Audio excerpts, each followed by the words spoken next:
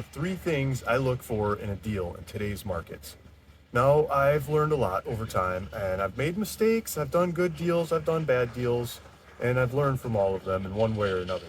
And so, what I'm talking about is what I'm looking for in today's market is coming from a lot of predecessor deals, right? So, and the markets change over time. So, what I'm looking for in today's market, one, I'm looking for price versus usability. Price is like a huge piece of making deals happen, but the usability is component is huge too. So the price could be really low and it'd be really hard to use that building. It's not just about the price. Or the usability could be really high, and it could be a vacant land. It doesn't have to be a building, but the usability could be really high. Like there's a lot of traffic or a lot of something going on there, a lot of neighbors that are doing awesome business, or a lot of everything that's going great there that would make it really easy to use for somebody else. Like I could get a tenant to come into my vacant land, they'll build the building and they'll pay rent for the rest of forever. Like I would love those kinds of properties. So if I can get them for a good price and they're really usable by tenants like that, I'm all over it. I love that. I want to go after that. I've seen them. I've experienced them. I want to have more of that in my life.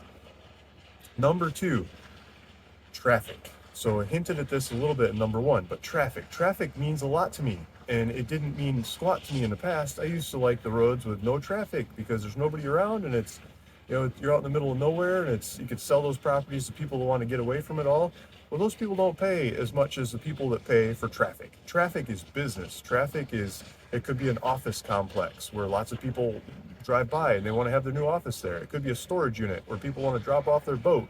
Like we got a bunch of vacant boat stalls behind us. They're parking their boats somewhere, probably in their driveways, or some of them are in the parking lots behind me.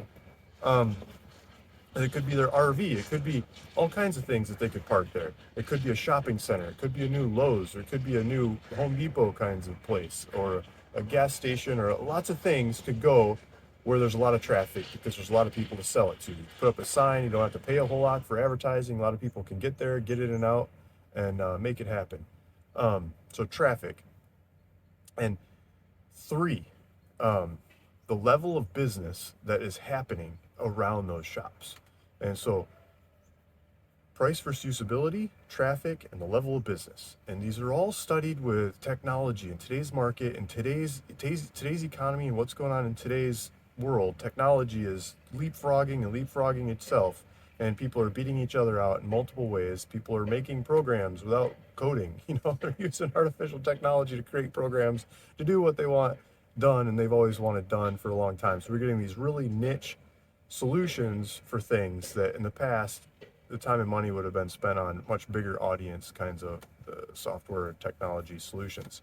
So some of those software things are looking at cell phone. How many people are traveling by with their cell phone? How many people are going into this store with their cell phone, carrying their cell phone? The cell phone's tracking where they are, how much time they're spending there. Other pieces of technology are studying the data of transactions. People are paying with their cell phone. They're checking out, the different apps like Apple Pay, Google Pay, and all those kinds of things. And the merchant accounts in the background, they have those datas are becoming more available.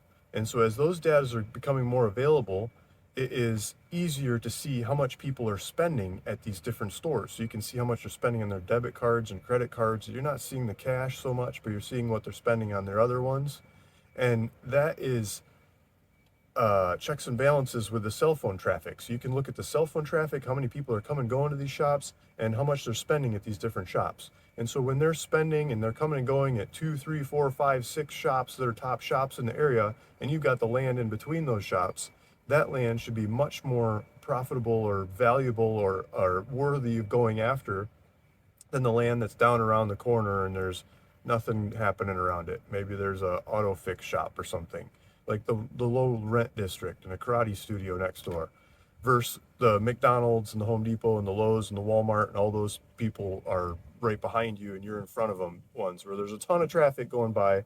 Those properties are much more desirable and easier to find tenants or find users or find somebody that wants to build on your property to go make them happen.